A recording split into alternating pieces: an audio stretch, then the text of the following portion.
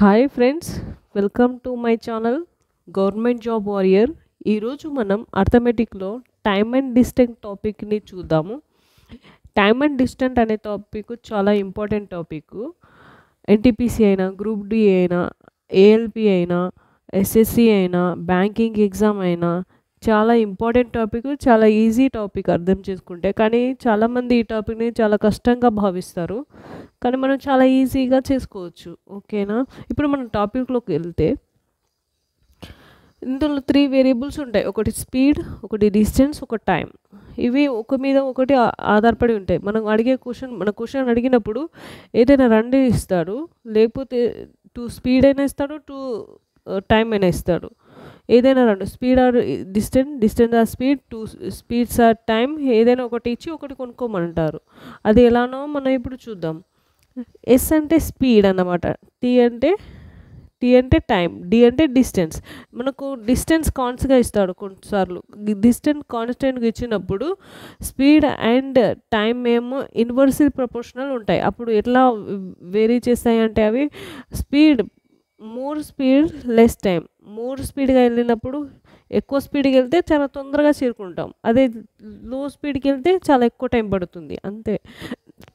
Distance constant ఉన్నప్పుడు speed and time inversely proportional ఉంటాయి. మిగతా అన్ని టైంలో డైరెక్ట్లీ ప్రపోర్షనల్లో ఉంటాయి. ఇక టైం కాన్స్టెంట్ ఉందనుకో, more distance more time, more distance more speed పడుతుంది. ఇప్పుడు మనం టైం కాన్స్టెంట్గా ఉన్నప్పుడు, అదే లెస్ స్పీడ్ ఏమో లెస్ డిస్టెన్స్ పడుతుంది. అట్లాగే స్పీడ్ కాన్స్టెంట్ ఉన్నదనుకో, టైం అండ్ డిస్టెన్స్ డైరెక్ట్లీ ప్రపోర్షనల్లో ఉంటాయి. More time more distance, less time less distance ఉంటుంది. ఒకవేళ మనల్ని కొన్నిసార్లు క్వశ్చన్లు ఎలా అడుగుతారంటే, కిలోమీటర్ నుండి meter per seconds, kilometer per hours నుండి మీటర్ ఫర్ సెకండ్స్ని మార్చమంటారు. అప్పుడు మనం ఏం చేయాలంటే, కిలోమీటర్ నుండి మీటర్ ఫర్ అవర్స్ తీసుకోమన్నప్పుడు మనం 5/18 మీటర్ ఫర్ సెకండ్స్తో మల్టిప్లై చేస్తే మీటర్ 5 సెకండ్లోకి మారిపోతుంది. అదే మీటర్ 5 సెకండ్ని కిలోమీటర్ 5 అవర్లో మార్చమంటే 18/5తో మారిస్తే కిలోమీటర్ ఫర్ అవర్లో అవుతుంది. అప్పుడు మన స్పీడ్కి కిలోమీటర్ ఫర్ అవర్ లేక మీటర్ ఫర్ సెకండ్ అనే యూనిట్స్ని తీసుకుంటాము. డిస్టెన్స్ మీటర్ కిలోమీటర్ తీసుకుంటే, టైంకి అవర్ సెకండ్, వీటిని తీసుకుంటాం. ఇది కాన్సెప్ట్, టైమ్ అండ్ డిస్టెన్స్కి సంబంధించిన కాన్సెప్ట్. మనం ఇప్పుడు క్వశ్చన్లోకి వెళ్తే, క్వశ్చన్లో వీటిని బట్టి ఎలా చేయాలి. క్వశ్చన్లోకి వెళ్తే ఫస్ట్ క్వశ్చన్, ఒక బైక్ సర్వీస్ చేయకముందు 50 కిలోమీటర్ వేగంతో వెళ్ళింది. సర్వీస్ చేసిన తర్వాత అది 60 కిలోమీటర్ వేగంతో వెళ్ళింది. కొంత దూరాన్ని ఆ బైక్ సర్వీస్ చేసిన తర్వాత 6 అవర్లో ప్రయాణిస్తుంది. అదే దూరాన్ని సర్వీస్ చేయకముందు ఎంత సమయంలో ప్రయాణిస్తుంది అనేది ఇప్పుడు మనం తెలుసుకుందాం. ఇక్కడ మనకు డిస్టెన్స్ కాన్స్టెంట్. ఇప్పుడు మనం సర్వీస్ చేయకముందు ఏమో 50 కిలోమీటర్స్ పర్ అవర్, సర్వీస్ చేసిన తర్వాత ఏమో 60 కిలోమీటర్ అవర్. మనకు సర్వీస్ చేసిన తర్వాత 6 అవర్స్లో డిస్టెన్స్ని కంప్లీట్ చేస్తుంది. అయితే సర్వీస్ చేయకముందు డిస్టెన్స్ కాన్స్టెంట్ ఉన్నప్పుడు మనకు టైమ్ అండ్ డిస్టెన్స్ వేరియబుల్ ఎలా ఉంటాయి, ఇన్వర్స్లీ ప్రపోర్షనల్ ఉంటాయి. అయితే ఇప్పుడు 5:6 ఉన్నప్పుడు 6:5గా మారిపోతుంది. అప్పుడు 5 పార్ట్స్కి 6 అవర్ అనుకో, 6 పార్ట్స్కి ఎన్ని అవర్స్ ఉంటుంది, 36/5. 6 × 6 36, 36/5 అంటే 7.2. 7.2 అంటే 7 అవర్స్. 7 అవర్స్ అంటే 7 అవర్స్ 12 మినిట్స్లో చేరుకుంటుంది. నెక్స్ట్ క్వశ్చన్లోకి వెళ్తే ఒక రైలు 60 కిలోమీటర్ వేగంతో కొంత దూరాన్ని 210 నిమిషాల్లో ప్రయాణించింది. అయినా అదే దూరాన్ని 80 కిలోమీటర్ వేగంతో ప్రయాణిస్తే ఎంత సమయం పడుతుంది? ఇక్కడ కూడా డిస్టెన్స్ కాన్స్టెంట్. స్పీడ్ తీసుకుంటే 60 ఇచ్చాడు, 80 ఇచ్చాడు. అప్పుడు మనము వీటిని రేషియో తీసుకుంటే 6:8. టైం డిస్టెన్స్ కాన్స్టెంట్ ఉన్నప్పుడు టైం అండ్ రేషియో ఏంటి, ఇన్వర్స్లీ ప్రపోర్షనల్గా ప్రయాణిస్తాయి. అప్పుడు స్పీడ్ 6:8 అయితే టైం 8:6 అవుతుంది. అప్పుడు మనకు 8 పార్ట్స్ ఎంత అవుతుంది, 8 పార్ట్స్ 6 210 దీన్ని అవర్స్లో మారిస్తే 3.5గా మారుతుంది. అప్పుడు 8 parts ఇంటూ 3.5 అయితే 6 part ఎంత? 6 part ఎంత అవుతుంది? 2 hours 5/8 hours 2 hours 5/8 hours అవుతుంది. Next question, a and b అను ప్రదేశాల మధ్య దూరం 999 కిలోమీటర్. ఒక ఎక్స్ప్రెస్ రైలు ఉదయం 6 గంటలకు 55.5 కిలోమీటర్ వేగంతో ఏ నుండి ప్రారంభమైంది. మార్గం మధ్యలో రైలు 1 గంట 20 నిమిషాల పాటు ఆగింది. అయినా రైలు బిను ఎప్పుడు చేరుకుంటుంది? టైం అంటే మనం టైం అడిగారు కాబట్టి time equal to distance by speed.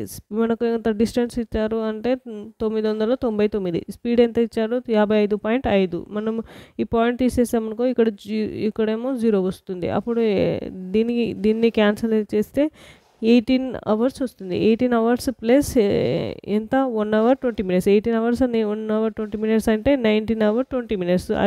ఈ 19 hour 20 minutesని 6 minutes నుండి తీసుకుంటే అప్పుడు నైట్ 1 hour 20 minutes అంటే 20 minutesకి నైట్ 1 hour 20 minutesకి చేరుకుంటారు.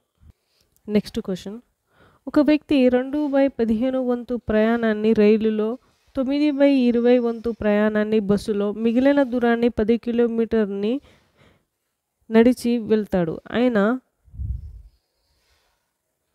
అతని మొత్తం ప్రయాణ దూరం ఎంత? ఎంత? 2/15 తర్వాత 9/20 ఎల్సిఎం ఎంత? 60 తీసుకుంటే 2/18 అంటే 8 parts, 2/15 అంటే 8 parts వస్తుంది. 9/20 అంటే 27 parts. మిగిలిన ఏంటి? 2 parts పోగా మిగిలినది ఎంత? 25 parts. 25 parts ఈక్వల్ టు ఎంత? 10 kilometers. అప్పుడు 60 parts ఎంత? 60 parts 25 5 2s 5 5s 5 12s 2 into 12 ఎంత? 24 kilometer అవుతుంది.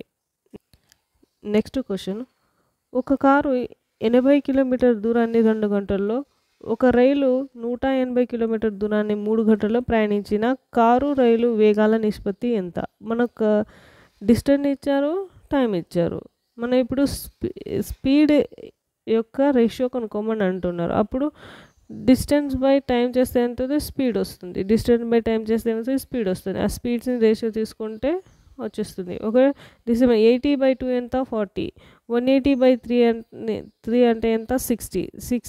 40:60 చేస్తే ఎంత వస్తుంది? 0 0 క్యాన్సల్, 2 2s 2 3s. అప్పుడు రేషియో 2:3గా వస్తుంది. నెక్స్ట్ క్వశ్చన్, నెక్స్ట్ మోడల్, 2 రైళ్ళ వేగాల నిష్పత్తి వరుసగా 2:5. మొదటి రైలు 350 కిలోమీటర్ల దూరాన్ని 5 గంటల్లో ప్రయాణించిన రెండు రైళ్ళ యొక్క వేగాల మధ్య తేడా ఎంత? మొదటి రైలు ఎంత ప్రయాణించింది? 350/5. ఇప్పుడు ఎంత వస్తుంది? దాని స్పీడ్ 70. 2 parts ఈక్వల్ ఎంత? 70. అప్పుడు దీని మీద మనకి ఎంత డిఫరెంట్ కావాలి? డిఫరెంట్ ఎంత? 2కి 5కి డిఫరెంట్ ఎంత? 3 part ఎంత? 2 parts ఈక్వల్ టు 70. 3 parts ఎంత? 2 ఎంత? 3 into 70/20. 3 ఎంత? 210 అవుతుంది. అప్పుడు 2/2 ఎంత? 105. ఈ రెండింటి మధ్య డిఫరెంట్ ఎంత వస్తుందంటే 105 వస్తుంది. నెక్స్ట్ క్వశ్చన్, 2 కార్లు ఒకే ప్రదేశం నుండి వరుసగా 10 AM-కు 11 AM-కు బయలుదేరగా ఒకే గమ్యస్థానాన్ని ఒకే సమయంలో చేరుకుంటాయి. అందులో మొదటి కారు కనీసం 6 గంటలు ప్రయాణించినట్లయితే రెండవ కారు వేగం మొదటి కారు వేగం కన్నా గరిష్టంగా ఎంత శాతం ఎక్కువగా ఉంటుంది? క్వశ్చన్ క్లియర్గా చదివితే మనకు దీంట్లో నుండి పాయింట్స్ వస్తాయి. ఆ పాయింట్స్ని తీసుకొని మనం క్యాలిక్యులేషన్ చేస్తే ఆన్సర్ వచ్చేస్తుంది. మనకు ఫస్ట్ ఏం చేస్తారు? మొదటి కారు ఏంటిది? 10 AM-కి స్టార్ట్ చేసాను. 10 AM నుండి 6 hours, 10 AM నుండి 6 hours తీసుకుంటే 11 AM నుండి సేమ్ ఒకే గమ్యాన్ని ఒకే సమయానికి సేమ్ టైంకి 10 నుండి 6కి 6 hours ప్రయాణించింది. 11 నుండి